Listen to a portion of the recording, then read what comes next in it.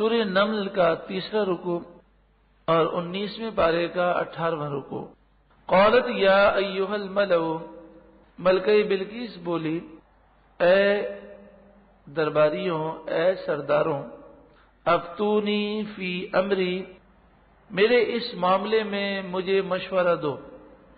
ما کنت قاطعۃ امرا حتی تشہدون، میں کسی معاملے میں کوئی حتمی فیصلہ نہیں کرتی جب تک کہ تم میرے پاس حاضر نہ ہو۔ تو آج تم سب میرے پاس موجود ہو اور یہ مسئلہ آیا ہے، تو تم سب مل کر مجھے رائے دو کہ مجھے کیا کرنا چاہیے۔ وہ سارے جوش میں آ گئے۔ قالوا، وہ بولے، نحن اولو قوہ، ہم بڑی طاقت والے ہیں، واولو بأس شدید، اور بڑی سخت لڑائی والے ہیں، تو آپ جنگ کا آرڈر دیں، ہم اینٹ سے اینٹ بجا دیں گے۔ ہماری تو یہ رائے ہے، مگر چونکہ آپ بادشاہ ہیں، ملکہ ہیں، آپ وہ کریں جو آپ کو پسند ہو، ہم کوئی زبردستی نہیں کر رہے۔ والامر الیک، اختیار تو آپ ہی کے پاس ہے۔ فانظری ماذا تأمرین، تو آپ غور کر لیں جو آپ حکم دیتی ہیں، یعنی جو آپ کو حکم دینا ہے اس پر آپ سوچ لیں۔ نبی اکرم صلی اللہ علیہ وآلہ وسلم نے چند لوگوں کی ذہانتوں کا ذکر کیا، ان میں ملکہ بلقیس کی ذہانت کا بھی ذکر کیا، اور فرمایا کہ پوری قوم کے جتنے سردار تھے وہ جنگ کا کہہ رہے تھے، ہلاکت کی دعوت دے رہے تھے، اور ملکہ بلقیس نے اپنے لیے دنیا اور آخرت کی کامیابی کا راستہ اختیار کیا۔ اور یہ سلیمان علیہ السلام کے دربار میں آئی اور اللہ کے حضور اس نے اپنے آپ کو جھکا دیا، تو اس کے مقام و مرتبے میں کمی نہیں ہوئی، بلکہ اللہ نے اور مقام عطا فرمایا۔ پہلے وہ سبا کی ملکہ تھی، سلیمان علیہ السلام کی خدمت میں آئی تو سلیمان علیہ السلام پر ایمان لائی، تو سلیمان علیہ السلام نے ان سے نکاح کیا اور وہ پوری دنیا کی ملکہ ہو گئی۔ تو جو رب کے حضور جھکتا ہے اس کا مقام مرتبہ گھٹتا نہیں بلکہ بڑھتا ہے۔ جس طرح حضرت صفیہ رضی اللہ تعالی عنہ، آپ یہودی قبیلے کے سردار کی بیٹی تھی۔ جب رسول اللہ صلی اللہ علیہ وآلہ وسلم نے حملہ کیا اور وہ قبیلہ فتح کر لیا، تو حضرت صفیہ رضی اللہ تعالی عنہ آپ وہ رسول اللہ پر ایمان لے آئے۔ تو جب رسول اللہ پر ایمان لے آئے تو رسول اللہ صلی اللہ علیہ وآلہ وسلم نے اپنی ازواج مطہرات میں ان کو داخل فرما لیا، چونکہ انہیں دنیاوی اعتبار سے مقام تھا، وہ سردار کی بیٹی تھی۔ تو رسول اللہ صلی اللہ علیہ وآلہ وسلم نے یہ ہمیں درس دیا کہ اگر کوئی دین کی طرف آتا ہے تو اس کا مقام و مرتبہ ہمیں گھٹانا نہیں بلکہ اور بڑھانا ہے۔ تو آپ نے انہیں اپنی زوجیت میں داخل کیا، ازواج مطہرات کا درجہ دیا۔ جب قبیلے والوں نے یہ دیکھا کہ نبی صلی اللہ علیہ وآلہ وسلم نے اس سردار کی بیٹی کو، کہ جو سردار رسول اللہ کا جانی دشمن تھا اور اس نے اسلام کو بڑا نقصان پہنچایا، اس سردار کی بیٹی کو رسول اللہ نے اپنی ملکہ بنا لیا۔ وہ تو چونکہ ایمان نہیں لائے تھے تو وہ تو یہی سمجھ رہے تھے کہ یہ بادشاہ ہیں، انہوں نے کہا یہ ملکہ بنا لیا، اتنا مقام، اتنا مرتبہ۔ تو وہ اتنا متاثر ہوا کہ پورا کا پورا قبیلہ رسول اللہ پر ایمان لے آیا۔ تو فرمایا کہ حضرت صفیہ رضی اللہ تعالی عنہ وہ خوش نصیب خاتون ہے کہ انہیں یہ شرف حاصل ہے کہ انہوں نے اسلام قبول کیا، اور اسلام قبول کرنے کی وجہ سے رسول اللہ نے ان پر کرم کیا، اور اس وجہ سے پورا قبیلہ مسلمان ہوا۔ تو گویا کہ ایک خاتون ایسی ہیں کہ جو پورے قبیلے کے اسلام لانے کا سبب بنی ہے۔ قالت، ملکہ بلقیس بولی، ان الملوک، بے شک بادشاہ، اذا دخلوا قریۃ، جب وہ کسی بستی میں داخل ہوتے ہیں، افسدوها، تو وہ اس بستی کو تباہ کر دیتے ہیں، وجعلوا اعزۃ اہلها اذلہ، اور وہ بستی کے جو عزت دار لوگ ہوتے ہیں انہیں ذلیل کر دیتے ہیں. وہ کذالک یفعلون، اور وہ اسی طرح کے کام کرتے ہیں. تو اگر جنگ کی ہم دعوت دیں گے تو یا تو فتح ہوگی یا شکست ہوگی. اگر شکست ہو گئی تو اگر وہ دنیاوی بادشاہ ہوں گے تو ہمیں ذلیل اور رسوا کر دیں گے.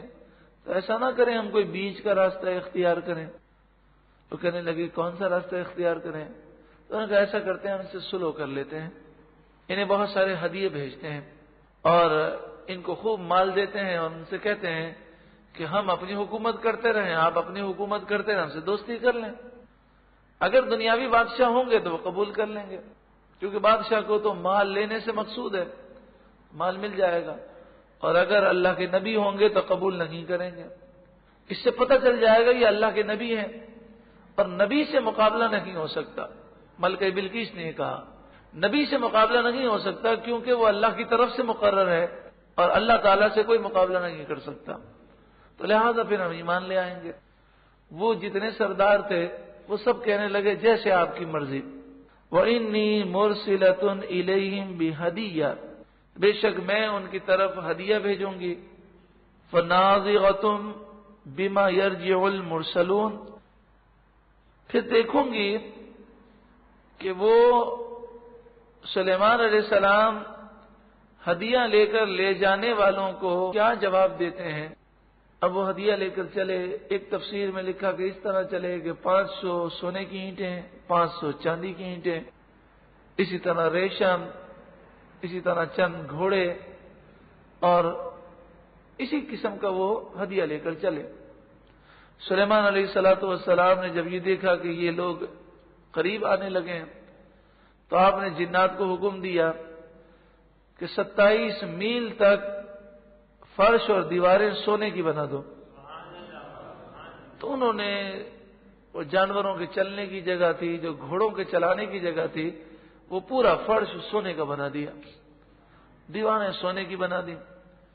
اور چاروں طرف آپ نے جنات کے خوبصورت بچوں کو اور دریائی اور خشکی کے خوبصورت جانوروں کو کھڑا کر دیا جو اس قافلے والوں کا استقبال کر رہے تھے، یعنی انہیں دکھا رہے تھے. اور آپ نے خوب انہیں اپنا مال دکھایا. اب سوال یہ ہے کہ اللہ تعالیٰ نے اگر مال دیا ہے تو مال کی نمائش تو نہیں ہونی چاہیے. سلیمان علیہ السلام نے یہ کیوں دکھایا؟ تو اس کا جواب یہ ہے کہ انما الاعمال بالنیات، اعمال کا دار و مدار کس پر ہے؟ نیتوں پر ہے. تو آپ کا دکھانے کا یہ مقصود تھا کہ آپ انہیں یہ تاثر دینا چاہتے تھے کہ میں نے یہ جو خط لکھا ہے کوئی دولت کی لالچ میں خط نہیں لکھا، مجھے دولت کی لالچ نہیں، میرے پاس تو بہت ہے، میں تو صرف تمہاری آخرت کی بھلائی کے لیے تمہیں پیغام دیتا ہوں. تو اس لیے آپ نے اپنی طاقت کا اظہار فرمایا. اب جب وہ آنے سے پہلے تو 500 اینٹوں کو بہت سمجھتے رہے اور جب وہاں پہنچے تو بڑی شرم آنے لگی. وہ ایک دوسرے سے کہنے لگے ملکہ بلقیس تو یوں تو بڑی سمجھدار ہے لیکن اتنے بڑے بادشاہ کی حقیقت کو سمجھی نہیں ہے. ان کے یہاں تو سونے کی کوئی ویلیو ہی نہیں ہے. 27 میل کسے کہتے ہیں؟ ایک میل کے اندر ہزاروں اینٹیں لگ جائیں تو 27 میل تک وہ انہوں نے دیکھا سونا ہی سونا ہے اور سونے کی کوئی حیثیت نہیں. گھوڑے اس پر پیشاب کر رہے ہیں، لید کر رہے ہیں، کوئی حیثیت ہی نہیں ان کے نزدیک. تو یہ 500 اینٹیں دیتے ہوئے اب تو شرم آتی ہے.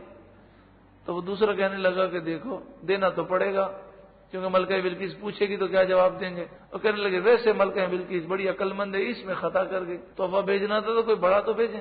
جیسے مثال کے طور پر کوئی ارب پتی آدمی ہو اور کوئی اسے 5 روپے کا تحفہ آپ کے ہاتھ بھیجے کہ فلاں کو 5 روپے کا تحفہ دیا ہے تو آپ وہاں پہنچ کے بڑے شرمندہ ہوں گے کہ وہ تو ٹھیک ہے لیکن یار میں اسے کس طرح پیش کروں. تو انہوں نے جب یہ دیکھا تو بڑے پریشان ہوئے. فلما جاء سلیمان، پھر جب وہ سلیمان علیہ السلام کی خدمت میں آئے اور سارے تحائف پیش کیے، قال، سلیمان علیہ السلام نے فرمایا اتمدوننی بمال، کیا تم میری مدد مال کے ذریعے کرنا چاہتے ہو؟ فما آتانی خیر مما آتاکم، جو اللہ نے تمہیں دیا ہے اس سے اچھا اللہ نے مجھے دیا ہے. بل انتم بہدیتکم تفرحون، بلکہ تم ہی اپنے ہدیے سے خوش ہوتے ہو. تمہیں بڑے مال کی ضرورت ہے، لے جاؤ، مجھے مال کی ضرورت نہیں. ایمان لاؤ تو ٹھیک، ورنہ میں ایک ایسا لشکر لاؤں گا کہ جو ایمان نہیں لائے گا وہ لشکر اسے تہس نہس کر دے گا. ارجع الیہم، ان کی طرف پلٹ کر جاؤ. فلنأتینہم بجنود، اور ان سے کہہ دو ضرور بضرور ہم ان پر ایک ایسا لشکر لے کر آئیں گے، لا قبل لہم بہا، جس سے مقابلہ کرنے کی ان میں طاقت نہ ہوگی. وَلَنُخْرِجَنَّهُمْ مِنْهَا أَذِلَّةً، اور ضرور بضرور ہم انہیں اس بستی سے ذلیل کر کے نکالیں گے. وَهُمْ صَاغِرُونَ، اس حال میں کہ وہ ذلیل ہو جائیں گے، پست ہو جائیں گے. جب یہ پیغام لے کر پہنچے تو ملکہ بلقیس کہہ اٹھی کہ یہ اللہ کے نبی ہیں اور نبی پر ایمان لانا چاہیے، ان سے مقابلہ کبھی نہیں کرنا چاہیے. اس نے کیا کیا کہ 7 محل کے اندر جو اس کا تخت تھا، اس تخت پر اس نے پہرے دار مقرر کیے اور تمام محلات کو تالے لگائے، اور اس تخت کو بڑا محفوظ اس نے کیا، کیونکہ وہ تخت اس کی عزت تھی، اس کا وقار تھا. اور پھر وہ بہت بڑا لشکر لے کر اسلام لانے کے لیے سلیمان علیہ السلام کی طرف روانہ ہوئی.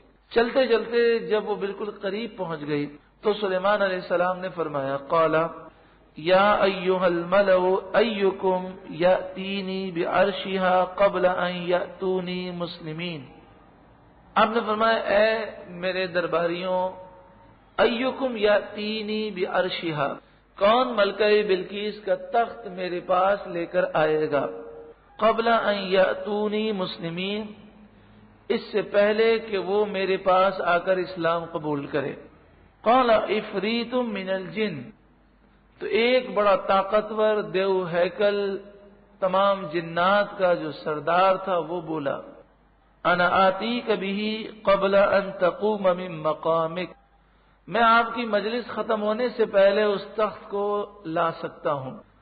آپ کی مجلس صبح لگتی تھی اور دوپہر کو ختم ہو جاتی تھی، تو اس نے کہا کہ دوپہر آنے سے پہلے میں لے آؤں گا. وَإِنِّي عَلَيْهِ لَقَوِيٌّ أَمِينٌ، اور بے شک میں اس پر طاقتور بھی ہوں اور امانت دار بھی ہوں، میں اس کے ہیرے جواہرات میں سے کوئی چیز چوری نہیں کروں گا. سلیمان علیہ السلام نے فرمایا یہ تو دیر ہو جائے گی، ملکہ بلقیس قریب ہے، اس سے پہلے چاہیے. اب اللہ تعالیٰ نے اس اپنے ولی کا ذکر فرمایا کہ جو تھا انسان، لیکن ولایت کی وجہ سے اللہ نے وہ طاقت دی کہ جو تمام جنات کی طاقت سے زیادہ تھی. قرآن نے یہ واقعہ کیوں بیان کیا؟ اس کی حکمت ایک یہ بیان کی گئی کہ قرآن نے یہ درس دے دیا کہ اگر تم اللہ والے ہو جاؤ گے تو پھر اللہ تمہیں ہر ایک سے زیادہ طاقت عطا فرمائے گا. تو وہ جو ولی تھے آصف بن برقیہ، انہیں اسم اعظم عطا کیا گیا تھا، اور اسم اعظم کے معنی یہ ہے کہ وہ اسم اعظم پڑھ کر جو ارادہ کرتا ہے اللہ کا ولی، اللہ تعالیٰ ویسا ہی کر دیتا ہے. تو آپ نے کہا قال الذی عنده علم من الکتاب، جس کے پاس کتاب کا علم تھا اس نے کہا، انا آتیک بہ قبل ان یرتد الیک طرفک، اگر مجھے اجازت دیں تو میں لا سکتا ہوں آپ کی پلک جھپکنے سے پہلے. اللہ اکبر. جنات کا سردار یہ کہہ رہا ہے کہ دوپہر سے پہلے نہیں، میں دوپہر سے پہلے لاؤں گا. تو آپ کہتے ہیں اس سے جلدی چاہیے، اور آپ فرماتے ہیں آصف بن برقیہ کہ میں پلک جھپکنے سے پہلے لا سکتا ہوں. انہوں نے کیسے تخت کو پیش کیا؟ یہاں پر میں عرض کر دوں 2 روایتیں ہیں. ایک روایت تو یہ ہے کہ اسم اعظم آپ نے پڑھ کر اپنے ہاتھ کو پھیلایا، تو اسم اعظم پڑھنے کے بعد اللہ کے ولی میں وہ طاقت پیدا ہوتی ہے کہ وہ جب ہاتھ پھیلاتا ہے تو بظاہر اس کا ہاتھ ہوتا ہے اور قدرت اللہ کی ظاہر ہوتی ہے. تو آپ نے یوں کیا تو گویا کہ تخت کو آپ نے ہاتھ سے پکڑ کر یہاں رکھ دیا، سینکڑوں میل کا فاصلہ تھا. اور دوسری روایت یہ ہے کہ یہ صرف اللہ تعالی کو یہ دکھانا تھا کہ اللہ والوں کی کیا طاقت ہے اور سلیمان علیہ السلام کی کیا شان ہے کہ ان کے درباریوں کا یہ عالم ہے. جب درباریوں کی یہ طاقت ہے تو خود نبی کی کیا طاقت ہوگی؟ تو ایک روایت میں یہ ہے کہ سلیمان علیہ السلام نے جب یہ کہا کہ اچھا ٹھیک ہے لے آؤ، تو آصف بن برقیہ نے یہ کہا کہ حضرت یہ جو کچھ بھی ہے وہ آپ کے فیض سے تو ہے، آپ اشارہ کیجئے تو اس سے پہلے آ جائے گا، تو آپ نے اشارہ کیا تو اسی لمحے وہ حاضر ہو گیا۔ اس طرح دو روایتیں تفاسیر میں ملتی ہیں۔ فلما رآہ مستقرا عنده، پھر جب سلیمان علیہ السلام نے اس تخت کو اپنے سامنے رکھا ہوا دیکھا، کیا عاجزی سکھائی گئی اور کیا درس دیا گیا کہ اولیاء اور انبیاء کی جو طاقتیں ہیں وہ رب کی طاقتیں ہیں، تو یہ رب کا فضل ہے، اور ان کی طاقتوں کو ماننا در حقیقت رب کے فضل کو ماننا ہے۔ قال ھذا من فضل ربی، آپ نے کہا یہ میرے رب کا فضل ہے۔ اور اس میں ہمیں بھی درس دے دیا کہ کسی بھی مرحلے پر ہم اپنی طاقتوں کو، اپنی صلاحیتوں کو بیس نہ بنائیں، بس یہی سمجھیں جو ہے یہ ہمارے رب کا فضل ہے۔ لیبلونی ااشکر ام اکفر، یہ مجھے اس لیے دیا تاکہ وہ میرا امتحان لے کہ میں شکر کرتا ہوں یا ناشکری کرتا ہوں۔ ومن شکر فانما یشکر لنفسہ، جو شکر کرے گا وہ اپنا ہی بھلا کرے گا۔ آج جو ہم نعمتوں سے محروم ہیں اس کی وجہ یہ ہے کہ ہم میں شکر نہیں ہے۔ اللہ تعالی ہمیں شکر کرنے کی توفیق عطا فرمائے، اور جو آج تک ناشکریہ ہوئی اللہ معاف فرمائے۔ بڑا کرم ہے، بڑا فضل ہے، کروڑوں لوگوں سے ہم بہتر ہیں۔ سب سے بڑی جو نعمت ہے وہ تندرستی نعمت ہے، اللہ تعالیٰ نے ہمیں بن مانگے عطا فرمائی ہے۔ وہ جب چاہے تندرستی لے لے، ہم اس کا شکر ادا کریں۔ لئن شکرتم لازیدنکم، اگر تم شکر کرو گے تو میں نعمتوں میں مزید اضافہ کروں گا۔ اللہ تعالیٰ کی کتنی نعمتیں ہیں، ایمان سب سے بڑی نعمت ہے، وہ رب نے ہمیں بن مانگے عطا فرمائی۔ ومن کفر، اور جو ناشکری کرے، فإن ربی غنی کریم، تو بے شک میرا رب غنی ہے، کریم ہے، وہ بے پرواہ ہے، سب خوبیوں والا ہے، وہ کسی کا محتاج نہیں۔